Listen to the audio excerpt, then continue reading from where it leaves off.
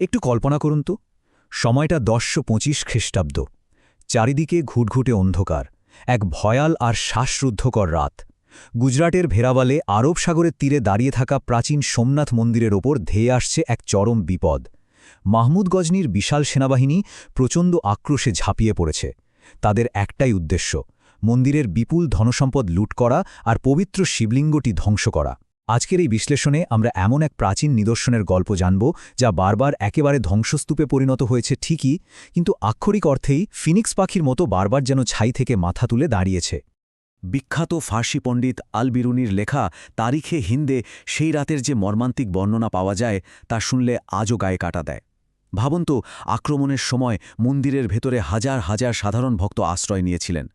অত্যন্ত নির্মমভাবে তাদের হত্যা করা হয়, আর সেই পবিত্র শিবলিঙ্গটিকে ভেঙে ফেলার জন্য চালানো হয় চরম তাণ্ডব। এই লুটপাট আর ধ্বংসলীলা এতটাই বিভৎস ছিল যে ঐতিহাসিক বর্ণনা বলছে সেই কাল রাতে মন্দিরের পাথরগুলোও যেন যন্ত্রণায় আর্তনাদ করে উঠেছিল। এটা শুধু একটা উপাসনালয়ের উপর আক্রমণ ছিল না, বরং একটা আস্ত সভ্যতার উপর এক বিরাট আঘাত ছিল। পর্ব ১, সোমনাথ, এক অজেয় প্রতীক। তো মাহমুদ গজনীর ওই ধ্বংসলীলাই কিন্তু সোমনাথের শেষ পরিণতি ছিল না। ধ্বংস আর নির্মাণের এই অনন্ত চক্রের মাঝেই লুকিয়ে আছে এই মন্দিরের আসল স্থিতিস্থাপকতা। কারণটা খুব পরিষ্কার, এটি শুধু সাধারণ কোনো মন্দির নয়, এটি হল ভগবান শিবের ১২টি পবিত্র জ্যোতির্লিঙ্গের মধ্যে একেবারে প্রথম জ্যোতির্লিঙ্গ। ভৌগোলিক দিক থেকেও যদি দেখেন, জায়গাটা কিন্তু দারুণ ইন্টারেস্টিং। গুজরাটের ভেরাভালে আরব সাগরের ঠিক উপকূলে দাঁড়িয়ে থাকায় মন্দিরটি আসলে পবিত্র ত্রিবেণী সঙ্গমের উপর অবস্থিত। কপিলা, হিরণ আর সরস্বতী, এই তিনটি নদীর ধারা যেখানে এসে সাগরে মিশেছে, ঠিক সেই মিলনস্থলেই মন্দিরটির অবস্থান। বুঝতেই পারছেন, এই অসাধারণ প্রাকৃতিক পরিবেশ মন্দিরটির আধ্যাত্মিক আর ভৌত তাৎপর্যকে ঠিক কতটা বাড়িয়ে দিয়েছে। পর্ব ২, চন্দ্রদেব ও পৌরাণিক উৎপত্তি। আচ্ছা, ইতিহাস থেকে একটু পিছিয়ে যদি আমরা প্রাচীন পুরাণ আর রহস্যের জগতে ঢুকি, তাহলে স্কন্দ পুরাণ আর ঋগ্বেদে কিন্তু এই মন্দিরের এক ঐশ্বরিক উৎপত্তির কথা পাওয়া যায়। মানে একটা মন্দির কিভাবে শুধু মানুষের হাতে নয়, স্বয়ং দেবতাদের আশীর্বাদে গড়ে উঠেছিল, সেই গল্পটা সত্যি খুব চমৎকার। তো চলুন গল্পটা একটু গভীরে গিয়ে দেখা যাক। পৌরাণিক কাহিনী বলছে, স্বর্গের চন্দ্রদেব রাজা দক্ষের ২৭ জন কন্যাকে বিয়ে করেছিলেন, কিন্তু তার সবচেয়ে প্রিয় ছিলেন রোহিণী। চন্দ্রদেবের এই মাত্রাতিরিক্ত পক্ষপাতিত্ব দেখে রাজা দক্ষ রেগে গিয়ে তাকে এক অভিশাপ দিয়ে বসেন, যার ফলে চন্দ্রদেব তার সব আলো আর রূপ হারাতে শুরু করেন। এই চরম বিপদের মুহূর্তে দেবতা ব্রহ্মা তাকে প্রভাস পাটনে, মানে এই ত্রিবেণী সঙ্গমে এসে শিবের তপস্যা করার পরামর্শ দেন। চন্দ্রদেবের এই কঠোর তপস্যায় তুষ্ট হয়ে শিব তাকে অভিশাপ থেকে আংশিক মুক্তি দেন। বর দেন যে প্রতি মাসে ১৫ দিন তার আলো কমবে, আর পরের ১৫ দিন আবার বেড়ে পূর্ণতা পাবে। হ্যাঁ, ঠিক ধরেছেন, এভাবেই জন্ম হয় চন্দ্রের শুক্লপক্ষ আর কৃষ্ণপক্ষের। আর চন্দ্রদেব ঠিক যেখানে শিবের আরাধনা করেছিলেন, সেখানেই স্থাপিত হয় এই প্রথম জ্যোতির্লিঙ্গ সোমনাথ, যার আক্ষরিক অর্থ হল চন্দ্রের ঈশ্বর। এবার এই জায়গায় সবচেয়ে কৌতূহলোদ্দীপক বিষয়টা হলো, প্রাচীন গ্রন্থগুলো দাবি করে যে সোমনাথ মন্দির যুগে যুগে সম্পূর্ণ ভিন্ন ভিন্ন রূপ আর উপাদান নিয়ে তৈরি হয়েছে। বলা হয়, সত্যযুগে স্বয়ং চন্দ্রদেব এই মন্দির নির্মাণ করেছিলেন একদম খাঁটি সোনা দিয়ে।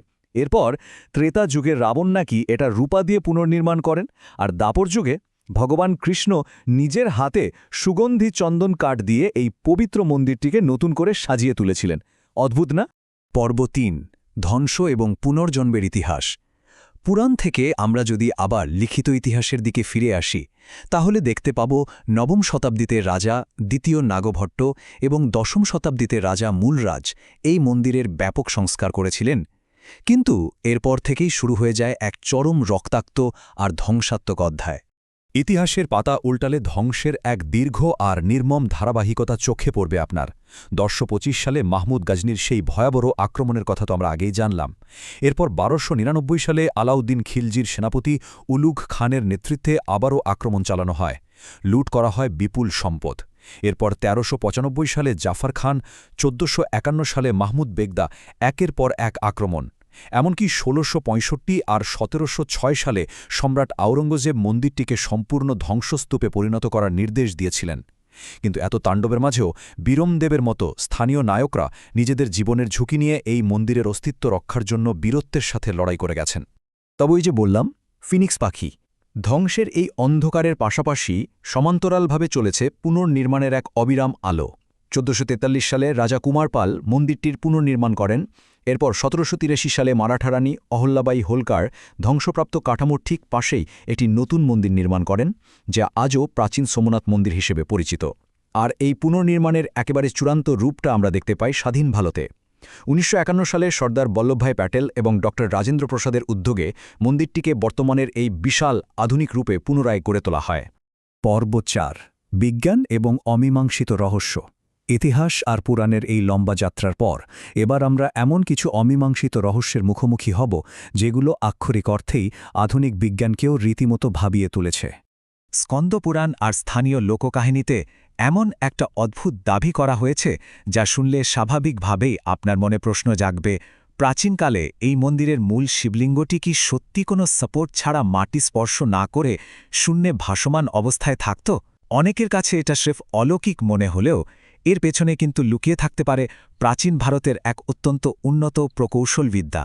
আল-বিরুনি তার নথিতে খুব স্পষ্টভাবে উল্লেখ করেছেন যে এই ভাসমান শিবলিঙ্গ কোনো ঐশ্বরিক জাদুটাদু ছিল না, বরং মন্দিরের কাঠামোতে অত্যন্ত নিখুঁতভাবে বেশ কিছু চুম্বকীয় পাথর ব্যবহার করা হয়েছিল। সেই চুম্বকীয় শক্তির ব্যালেন্সেই মাঝখানের ভারী শিবলিঙ্গটি দিব্যি শূন্যে ভেসে থাকত। কিন্তু এখন সবচেয়ে বড় প্রশ্ন হল, ১০২৫ সালের সেই ভয়াবহ আক্রমণের সময়ে এই বিরল চুম্বকীয় পাথরগুলোর আসলে কি হয়েছিল? সেগুলো কি লুট হয়ে গিয়েছিল, নাকি আজও মন্দিরের ধ্বংসাবশেষের নিচে কোথাও লুকিয়ে আছে? রহস্য কিন্তু এখানেই শেষ নয়। মহাভারতে উল্লিখিত ভগবান কৃষ্ণের সেই কিংবদন্তি রত্ন শ্যামন্তক মণির নাম শুনেছেন নিশ্চয়ই। শোনা যায় এই রত্ন থেকে বিপুল পরিমাণ শক্তি বিকিরণ হতো, আর এটি নাকি মন্দিরের গর্ভগৃহের ভেতরে খুব গোপনে লুকিয়ে রাখা হয়েছিল। অনেক ঐতিহাসিক আজও খুব নিরপেক্ষভাবে এই প্রশ্নটা তোলেন যে গজনী কি সে যুগে শুধুই সাধারণ সোনাদানা লুট করতে এসেছিলেন, নাকি তার আসল লক্ষ্য ছিল এই তীব্র শক্তিসম্পন্ন ঐশ্বরিক শ্যামন্তক মণিটা খুঁজে বের করা। আর এই ব্যাপারটা প্রাচীন ভারতের উন্নত ভৌগোলিক জ্ঞানের এক বিস্ময়কর প্রমাণ দারুণভাবে তুলে ধরছে। মন্দিরের প্রাঙ্গণে থাকা ৬ষ্ঠ শতাব্দীর বানস্তম্ভে সংস্কৃতে লেখা আছে যে ওই নির্দিষ্ট বিন্দু থেকে সোজা দক্ষিণ মেরু বা অ্যান্টার্কটিকা পর্যন্ত সমুদ্রপথে মাঝখানে আর কোনো ভূখণ্ড নেই। অবাক করার বিষয় কি জানেন? আধুনিক স্যাটেলাইট মানচিত্র আর আজকের বিজ্ঞানও ঠিক এই একই কথা স্বীকার করছে। ভাবুন একবার, কোনো স্যাটেলাইট বা জিপিএস ছাড়া ১০০০ বছর আগে এত নিখুঁত ভৌগোলিক তথ্য তারা পেল কিভাবে? এটা আজও এক বিশাল রহস্য। এর পাশাপাশি প্রকৃতির কিছু অদ্ভুত আচরণও এই মন্দিরকে ঘিরে রয়েছে।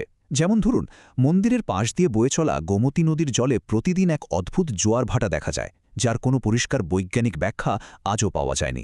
আবার আরব সাগরের শত শত বছর ধরে কত বিধ্বংসী ঘূর্ণিঝড় সৃষ্টি হয়েছে, কিন্তু সমুদ্রের ঢেউ কখনো সোমনাথ মন্দিরের কোনো বড় ক্ষতি করতে পারেনি। স্থানীয় মানুষের অবিচল বিশ্বাস যে স্বয়ং ভগবান শিব সমুদ্রের হাত থেকে তার মন্দিরকে রক্ষা করেন। যদিও আর্কিওলজিক্যাল সার্ভে অফ ইন্ডিয়া বলছে মন্দিরটি এমন একটা অসাধারণ কাঠামোগত ভৌগোলিক অবস্থানে রয়েছে যা প্রাকৃতিকভাবেই জলের প্রবল স্রোতকে আটকে দেয়। এই প্রাচীন ইতিহাসের মধ্যেই হঠাৎ করে আধুনিক যুগে এসে যুক্ত হয় আরও একটি বিস্ময়, আর সেই বিস্ময়ের চাবিকাঠি হল এই সংখ্যাটি ৩। ব্যাপারটা হলো ২০২০ সালে আইআইটি গান্ধীনগরের একদল বিশেষজ্ঞ গ্রাউন্ড পেনিট্রেটিং রাডার ব্যবহার করে মন্দিরের নিচে এক চমকপ্রদ আবিষ্কার করেন। তারা স্ক্যান করে দেখেন বর্তমান মন্দিরের ঠিক নিচে মাটির অনেক গভীরে আস্ত একটা ৩ তলা বিশিষ্ট বিশাল কাঠামো লুকিয়ে আছে। তো এই কাঠামোটি আসলে কি? এটা কি সেই প্রাচীন সত্যযুগের স্বর্ণমন্দিরের কোনো হারানো অংশ, নাকি সেই রহস্যময় শ্যামন্তকমণি এখানেই কোথাও সুরক্ষিত আছে? বুঝতেই পারছেন, এই আবিষ্কার প্রাচীন মন্দিরটি সম্পর্কে আমাদের চিন্তাভাবনাকে একেবারে নতুন করে উস্কে দিয়েছে। পর্ব ৫, আধুনিক যুগে সোমনাথ। ইতিহাস আর রহস্যের পাতা থেকে এবার চলুন ফিরে আসি একদম বর্তমান সময়ে। আধুনিক যুগের সোমনাথ শুধু একটা প্রাচীন কাঠামো তো নয়ই, বরং এটি ভারতের সাংস্কৃতিক, স্থাপত্য এবং অর্থনৈতিক অঙ্গনে এক বিশাল প্রভাব ফেলে চলেছে। সংখ্যাটা শুনলে অবাক হবেন, প্রতি বছর প্রায় ২০ থেকে ৩০ লক্ষ তীর্থযাত্রী আর দর্শনার্থী পৃথিবীর বিভিন্ন প্রান্ত থেকে এই মন্দিরে ছুটে আসেন। বিশেষ করে হোলি, শিবরাত্রি আর পবিত্র শ্রাবণ মাসে ভক্তদের যে ঢল নামে, তা এক অভূতপূর্ব দৃশ্যের সৃষ্টি করে, যা বারবার প্রমাণ করে দেয় হাজার হাজার বছরের পুরনো এই বিশ্বাস আজও মানুষের মনে ঠিক কতটা উজ্জ্বল। আধুনিক পুনর্নির্মাণে মন্দিরের স্থাপত্যের বিশালতাও কিন্তু নজর কাড়ার মতো। একদম নিখুঁত চালুক্য শৈলীতে তৈরি এই মন্দিরের প্রধান চূড়া বা শিখরটি প্রায় ১৫০ ফুট উঁচু, আর ঠিক ওপরে রয়েছে ১০ টন ওজনের এক সুবিশাল স্বর্ণের কলস। ভাবা যায় সেই কলসের চূড়ায় উড়ছে ২৭ ফুট লম্বা এক বিশাল ধ্বজা, যা অত্যন্ত নিষ্ঠার সাথে প্রতি ৬ মাস অন্তর পরিবর্তন করা হয়। মন্দিরের এই বিশালতা আর লক্ষ লক্ষ দর্শনার্থীর আনাগোনা গোটা ভেরাভাল অঞ্চলের অর্থনীতি আর পর্যটন শিল্পকে টিকিয়ে রেখেছে, যার উপর নির্ভর করে হাজার হাজার সাধারণ মানুষের সংসার চলছে। এবার চলুন সামনের দিকে এগোই আর দেখি কিভাবে বিষয়টা গড়ে উঠছে। স্কন্দপুরাণ বলছে শুধু মন্দিরের কাঠামোই নয়, যুগের পরিবর্তনের সাথে সাথে নাকি মন্দিরের নামও বদলে যায়। সত্যযুগে নাম ছিল সোমনাথ, ত্রেতাযুগে প্রাণনাথ, দাপর যুগে ভৈরবনাথ, আর আমাদের বর্তমান কলিযুগে এটি আবার সোমনাথ হিসেবেই পরিচিত। তবে সবচেয়ে চমকপ্রদ ভবিষ্যৎবাণীটা হল পুরাণ অনুসারে আগামী ভবিষ্যতে এই মন্দিরটি পুনরায় প্রাণনাথ নামে আত্মপ্রকাশ করবে। তো এখান থেকেই সবচেয়ে বড় প্রশ্নটা উঠে আসে, ভবিষ্যতে প্রাণনাথ বা প্রাণের ঈশ্বর হিসেবে এর এই রূপান্তরের পেছনে কি সমগ্র মানবতার জন্য কোনো গভীর বার্তা লুকিয়ে আছে? সোমনাথের এই ফিনিক্স পাখির মতো বারবার ধ্বংস হয়ে আবার জেগে ওঠার গল্পটা স্রেফ একটা ইটের কাঠামোর টিকে থাকার লড়াই নয়, এটা মানুষের বিশ্বাস আর অদম্য স্থিতিস্থাপকতার এক অমর দৃষ্টান্ত। এই পবিত্র জায়গাটির অন্তর্নিহিত অর্থ আরও ভালোভাবে বুঝতে হলে দেবী সতীর আত্মত্যাগের কাহিনীটিও আপনার জানা প্রয়োজন, যা এই স্থানটির আধ্যাত্মিক শেকড়কে আরও গভীরে নিয়ে যায়। সোমনাথের এই অবিরাম যাত্রা আমাদের বারবার মনে করিয়ে দেয়, বাইরের রূপ যতই ধ্বংস হোক না কেন, ভেতরের প্রাণ চিরকালই অজেয় থাকে।